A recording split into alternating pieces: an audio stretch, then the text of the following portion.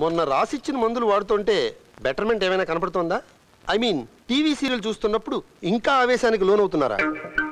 పిచ్చి బాగా ముదిరిపోయింది. మొన్నటిదాకా ఈ దరిద్రగొట్టు సీరియల్స్ చూసి ఇది లేడీ విలన్గానే మారిందనుకున్నాను. కానీ ఈ మధ్య చంద్రముఖి సినిమా 10 సార్లు చూసింది. అప్పటి నుంచి మరీ డేంజరస్గా మారిపోయింది. స్ప్లిట్ పర్సనాలిటీలోంచి మల్టీ స్ప్లిట్ పర్సనాలిటీలోకి షిఫ్ట్ అయిపోయింది. కొంచెం వివరంగా చెప్పండి. ఆ విషాదగాథ మీకు చెప్తాను. నేను దీన్ని మీ దగ్గరికి తీసుకొద్దామని ఆఫీస్ నుంచి తిన్నగా ఇంటికి వెళ్ళాను. అప్పుడు ఏం జరిగిందో తెలుసా?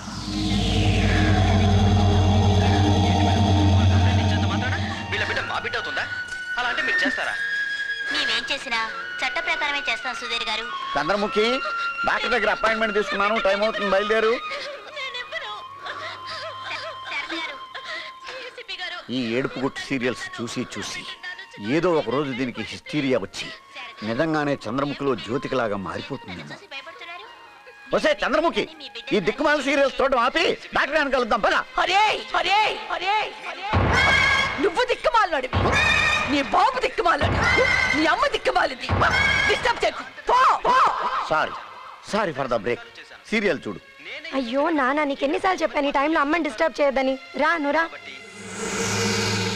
అలా దీని విశ్వరూపం చూసి దిగ్భ్రాంతికి గురయ్యాను. దీనికి పరిష్కారం మీరే చెప్పాలి. ఇది తీసుకోండి. ఏంటిది, ప్రిస్క్రిప్షనా?